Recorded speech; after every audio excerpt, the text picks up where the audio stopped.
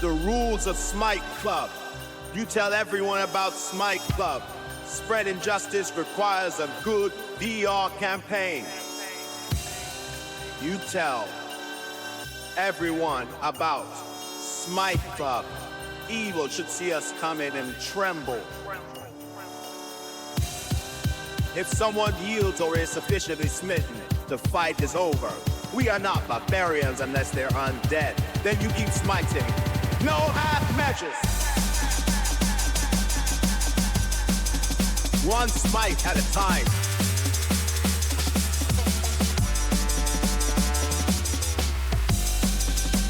We don't burn to spell slides like reckless sorcerers. Our armor stays on.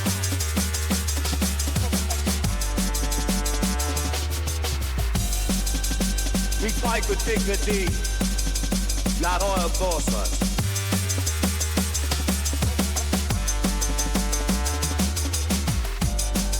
Fights last as long as they must. Evil never sleeps, and neither do we.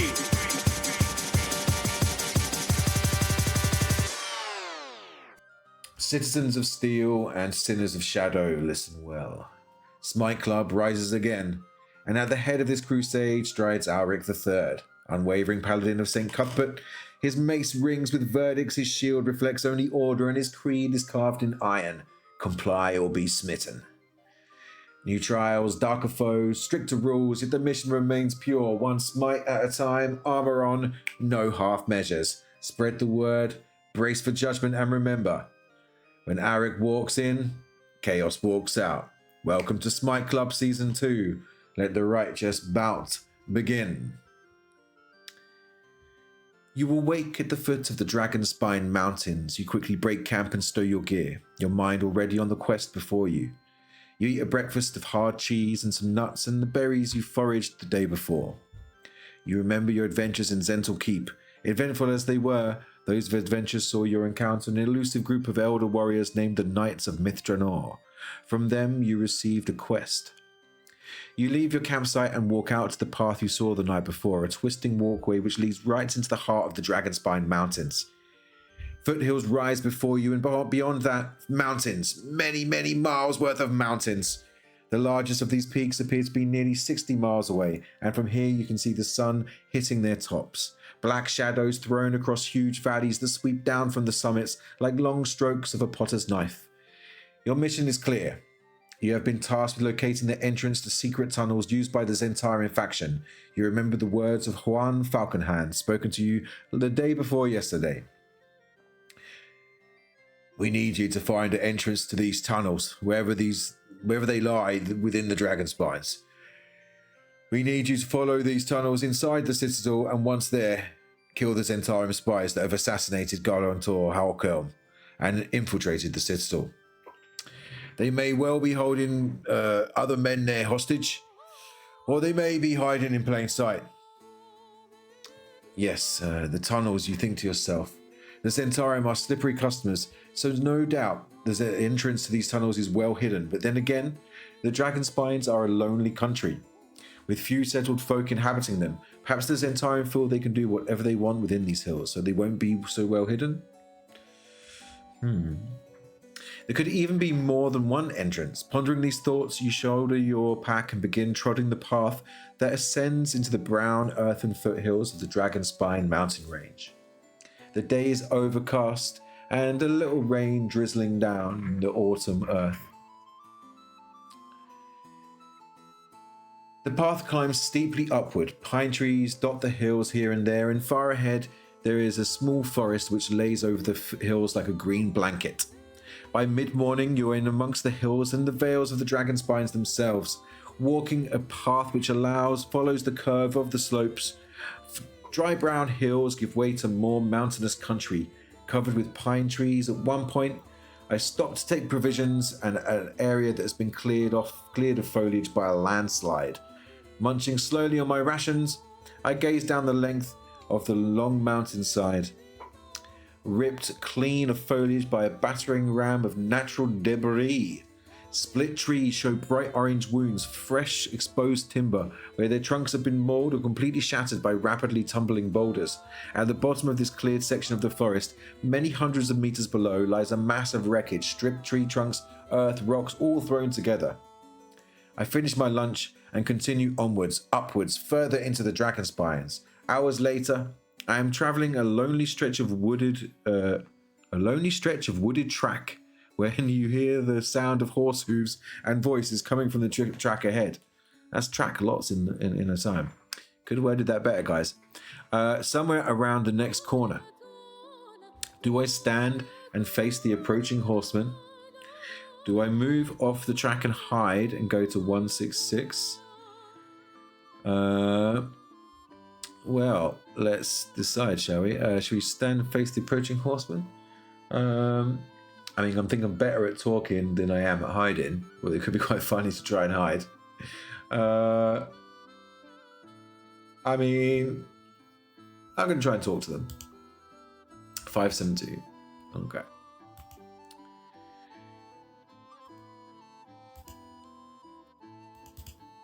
You continue ahead on the path, giving your weapon a quick check to make sure it is within easy reach, but not stopping or hiding or in any way signifying that you shouldn't be here, walking along this path exactly as you are. The voices increase in volume, and then some 50 yards ahead, two horsemen appear rounding a corner. Initially, they don't see you, deep as they are in conversation, regarding the virtues of various popular pipeweeds, it seems, but then one notices you and gives his companion a nudge. They are both fully armoured and have pikes strapped to the sides of their mounts. You have to move close to the hillside, part of the track to let the riders pass. As they move past, one nods down at you. "Morning, traveller," he says. "On your way to the vast?" You quickly try to form a response. Choose an answer and turn to the appropriate page. Okay, so I have to choose between the vast, what's that? I am, you're for Zhentil Keep. No, here to scout dragon lairs, actually. Or perhaps you'd like to just make up some story and rely on your natural deceptive instincts, which takes a deception check. Well, let's have the first roll, shall we? I'll say, no, actually, I'm just going out for a long stroll. I don't know where I'm going. That is a 15 plus. We have a fairly big plus. I think it's a +5. So that is a 20. I beat the DC. Excellent. So I will go see here. 5, 6, 7. Right. 5, 6, 7. You launch into a colourful story about your adventures in the Moonsea area, none of which are true at all. Indeed, you actively try to give the impression that you are maybe a bit of a simple or soft in the head. Fortunately, it seems to be working. The pair are smiling at you, goading you on for more detail, and you indulge them. "A real were-donkey, eh? Well, I thought I'd seen everything in Zhentil Keep, but it appears you are not you, eh, Derek?" Oh. His friend expresses his amazement, and they both appear to be enjoying having a laugh at your foolishness. The first man smiles down at you condescendingly. "Oh well, my friend," one of them says after they've heard enough of your story. "We'd best be getting on to business in Zhentil Keep. You know, take care of yourself, all right?" This is said, and with a healthy dose of condescension. "Yes, of course, sirs," you say, bowing your head repeatedly. "Safe travels to you too, good sirs." And then they are gone. Take an inspiration point for this inspired bit of acting. Oh, wicked. Okay, I will add that to my character sheet. I have inspiration. Very good. 225. Okay. 2 progress points. Ahead you see the main push into the Dragonspines enters a small forest which covers a range of low hills. Behind you, deep valleys wind their way back to the Moonsea region, and you have arrived at the high country of the Dragonspines. As you press on, entering the small wood covers this section of the foothills. As you enter this wood, the thick canopy blocks out much of the natural light. You walk forward into the dappled green gloom, watching the path ahead for any movement. It's early afternoon. Finally, you arrive at a crossroads, the first junction you have encountered since entering the Spines. Continue, go north, go 326 to go east. 114 to take the western path, turn to 552. I think that we probably should go north. So let's go north for 326. 326. Very good. Okay. You continue deeper into the wood and notice that it becomes a lot quieter here. Make a perception check. Okay, this is DC 13. I have a, let me double check my perception bonus. That is a -1 to perception, so let's hope I roll high. That is a 12 minus 1, that is an 11. I am not going to see what is going on here. So if I'm successful, go to 513. Suddenly you feel a horribly sticky sensation on your face. You've walked into a web of some kind. Make a dex save, DC 12. Okay, dex save. That is a +1. Oh, that's a 13. I just make it. So successful, go to 155. You make your way north, heading up to the smooth cobbled passage in the direction of the citadel, although... Nope, that's the wrong one. Quickly, you free yourself from the sticky strands just in time to see an outlandish creature lumber onto the path. Vaguely spider-like, it has long, spindly limbs, ending in pincers that clack as it strides awkwardly towards you. Go to the Ettercap in combat to do the bizarre beast. Okay, then let's go to combat and get the Ettercap on the go. He's going to come in to one like that.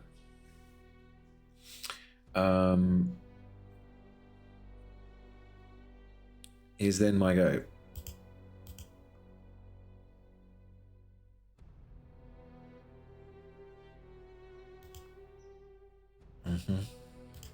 Let's go. Alric. What we're gonna do, Alric, this is in a worse position than I imagined. Okay, so let's try and break out of that. So we have to our, this is going to be a, what is it? A strength check, DC 11. We have a +3 to strength, so that is an 8. You are stuck there, buddy. That was our action. Okay, is now the Ettercap's go. He's going to do multi-attack versus the bite. +3 to hit. He's with advantage. That's a 17. That already hits. But that's, yeah, it hits. So to roll damage, that is 1d6. +1, so that's 5 points of damage. Okay, Alric. You're now 15. Okay, then we have the next bit coming up. So the next, so what is that? Plus poison damage. 1. Okay. Must succeed on a DC 11 con save. Okay, so that's +1. He succeeds. He's not poisoned. Then it's the claws. So he comes in with the claw attack. That is an 11. That misses, but he still has advantage. Yeah, that hits. That's a 21. Oh dear, Alric. And that's 2d4. You jig. 4. Oh. 4. There's 8 points of damage plus 2. So an extra 10 points of damage. Oh dear. A +1, so okay. 9. So it's 15 in total. Ah, fucks me right up. I am still stuck in the webbing. I cannot do anything until I am out. He is seriously hurt. Okay. I mean, we could try and smite him, right? I mean, that's what we always normally do. Then why didn't try and do that in the first place? So with the maul, it's not a disadvantage, but let's just try and hurt the guy. Oh, it's actually our turn now. So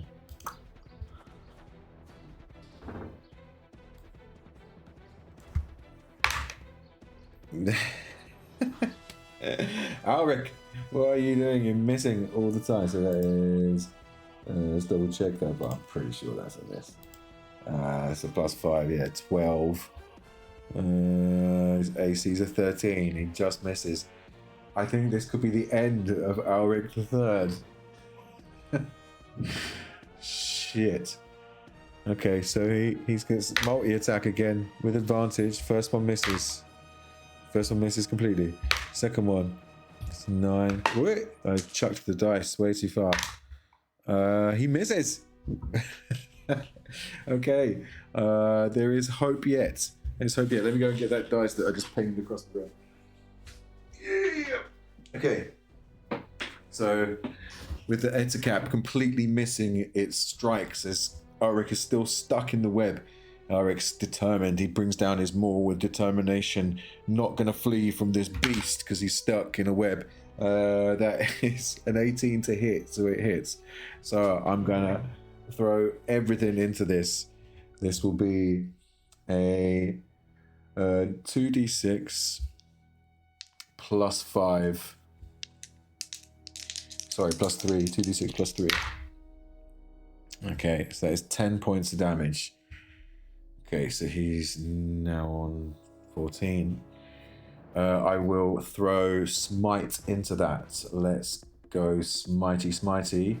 And we'll check my spells for this fine Smite. We've got, put that, so it's 2d8. 1, 2, plus an extra spell slot, so that'll be 3d8. So I need to get 14 or higher on 3d8, or I'm probably dead. That's 9. Okay. Because that one rolled higher, I'm going to use that one again. So we need to get 5 or higher on this dice. It's a 1. Of course it is. All right. Okay. So he's down to 5 hit points. Alric in anger smashes down with his maul, using his divine power to blast into him.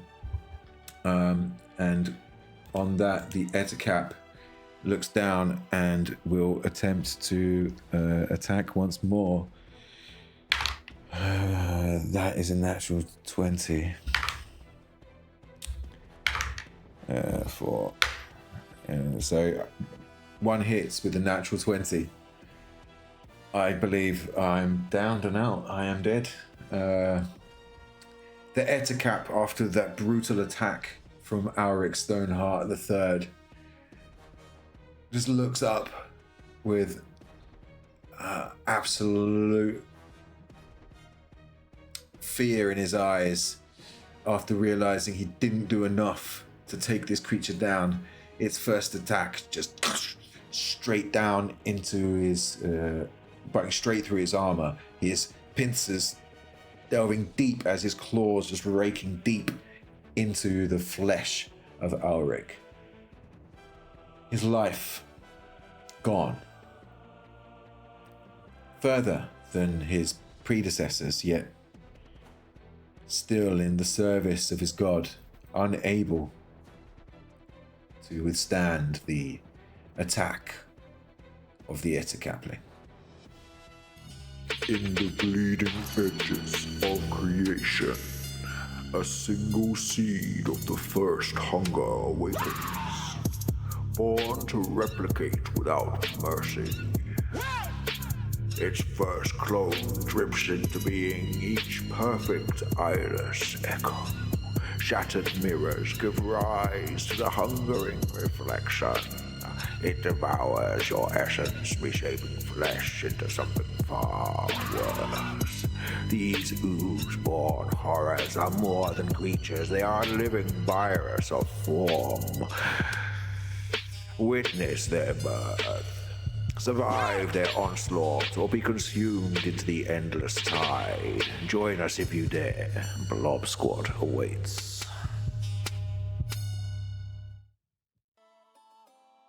Justice marched into the Dragonspines, and an Ettercap's venom brought even Alric the Third, Paladin of St. Cuthbert, to his knees.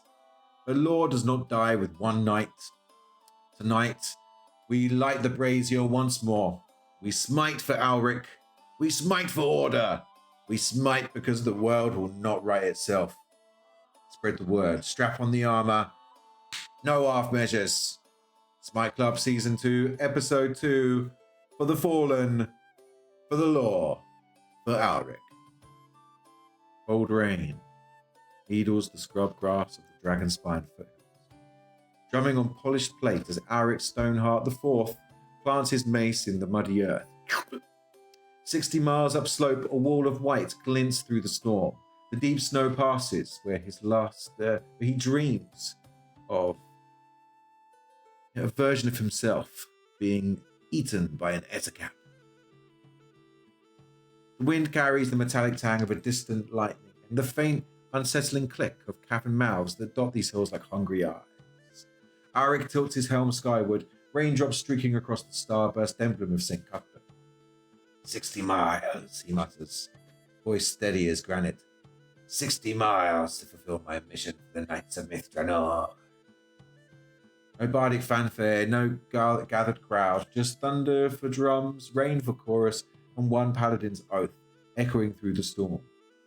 Order stand where I stand, chaos yields or chaos shatters. Munching slowly on his breakfast, he gazes down the length of a long gash in the mountainside, where he suddenly hears the sound of horse hooves and the voices coming from around the track around the corner. So, what shall we do next? Shall we stand and face the approaching horsemen? Shall we move off of the track and hide? I mean, last time we spoke to them, that went fairly well. Let's do that again, I think. So, here we are. You continue ahead along the path, giving your weapon a quick check to make sure it's within easy reach, but not stopping or hiding or in any way signifying that you shouldn't be here, walking along this path exactly as you are. The voices increase in volume, and then, some 50 yards ahead, two horsemen appear rounding the corner. Initially, they don't see you, deep as they are in conversation, regarding the virtues of the various popular pipe weeds, it would seem. But then one notices you and gives his companion a nudge. They're both fully armored and have spikes strapped to the sides of their mounts. You have to move close to the hillside part of the track, off the track, to let the riders pass. As they pass, one nods down at you. Morning, traveller, says. On your way to the vast? You quickly try to form a response, choosing an answer, and turn to appropriate entry. The vast, what's that? Turn to 557. I am. Are you for Zhentil Keep? Turn to 206. No, here to scout dragon lairs, actually. Turn to 99. Or perhaps you would like to just make up some story and rely on your natural deceptive instincts. I think that them with pipeweed and me having found some in Zhentil Keep, I will pull out one of my pre-rolls and actually, I'm here on a tour, testing all of the different pipeweed that I can find and doing a review for what's known as Pipeweed Weekly. I'm pretty sure that I have a sample here if you'd like to try some. I spark up and I hand it across to him. Oh yes. I think that you would like it. So I'm going to roll a deception check, which I have a deception. As I say deception, I'm going to say with advantage because I'm giving them some pipeweed. It's a good thing I rolled an advantage. 10 plus. I think I have a plus 3. Let me double check that with Alric. Let's see on this thing. Yes, I have a plus 3. So let me double check that.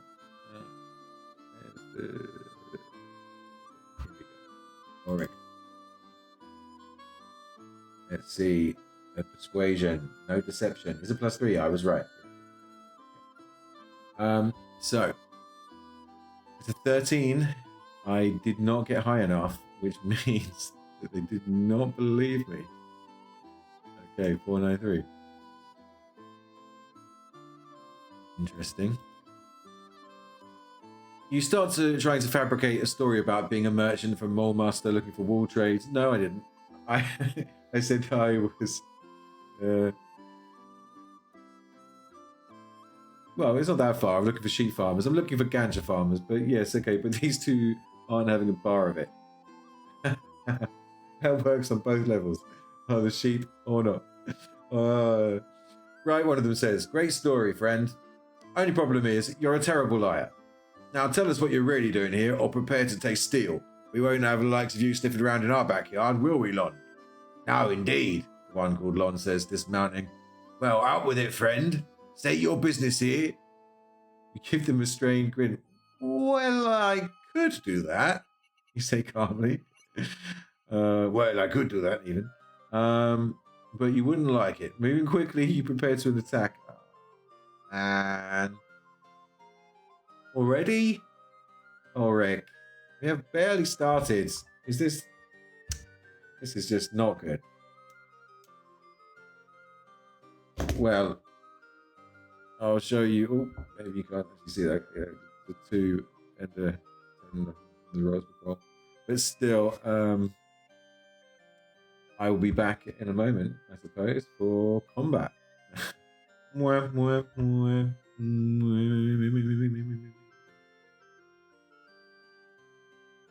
so... Okay, so we have the combat map ready, and we have rolled initiative. It is the Zentarium first, then me, then the other Zentarium. It says Drow because that's what I'm using as tokens, but I'm not using the stat bar. So the first guy's going to go first. He's going to try and move around, so he's going to go 5, 10. Right here, provoking an opportunity attack. So Alric, that is a 1 hour. Alric, that is terrible. You had a chance there, buddy. You had a chance. Technically, that's not your dice, but still. Okay, then it is going to have its turn, and it will have. I think it did get use the pike, so this is going to be a +5 to the attack. You need to get a 18. That is a 20. That hits. Okay, so I'm going to do 1d10 plus 3 damage.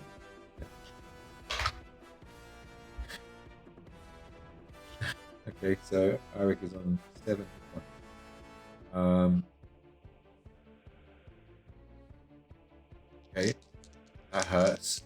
So the guy just moves south, misses wildly as Alric overextends and kind of trips over himself. The pikeman Zentarium smashing down with his pike, stabbing into side of Alric as he takes advantage, stumbling. It's then Alric's turn, turning towards the one that attacked him. Come on, Alric. He then uses his mace, pulling up his shield to add extra full of AC. Yes, that smashes, just blows into the side of the head of the Zentarian fighter as he steps forward, as Alric steps forward. Which will actually give me, let's do this damage first. So that's going to be 2d6 plus 3, that's 5 plus 2d8 divine smite. Okay, 5, 10, 11. I did more than 10 points of damage. I need to make an intimidation check, which is a okay, that's cool. Which is +5, as I expected. Okay, so a +5. Okay, let's see. Now, if I make this, it is going to be making them run away. I need a 13 or higher. I need to get an 8 or higher on the dice to make them scared of me and run away, and I don't die. 1 Alric. As he smashes in the head, he roars. And they just look at him like, and what, bruh?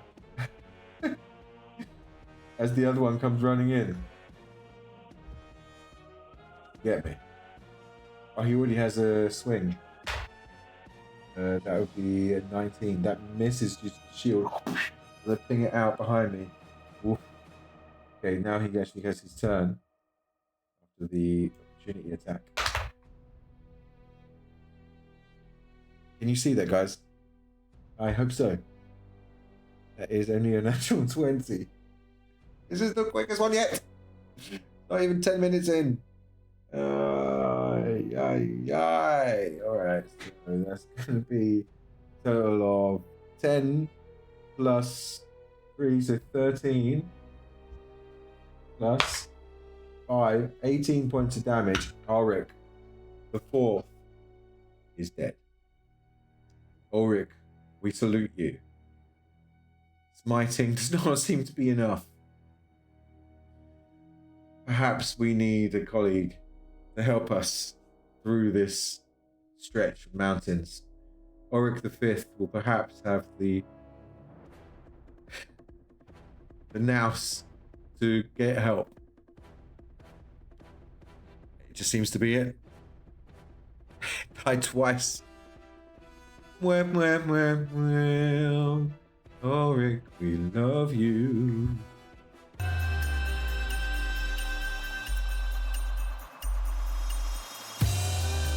The rules of Smite Club. You tell everyone about Smite Club. Spreading justice requires a good VR campaign. You tell everyone about Smite Club.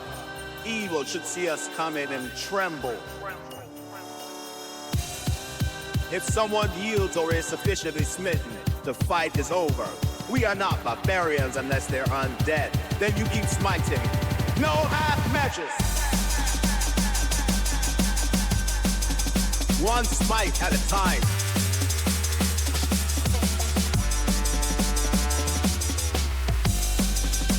We don't burn the spell slides like reckless sorcerers. Our armor stays on.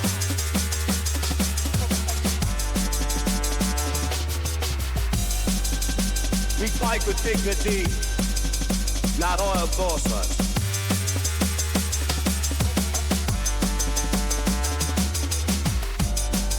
Fights last as long as they must. Evil never sleeps, and neither do we.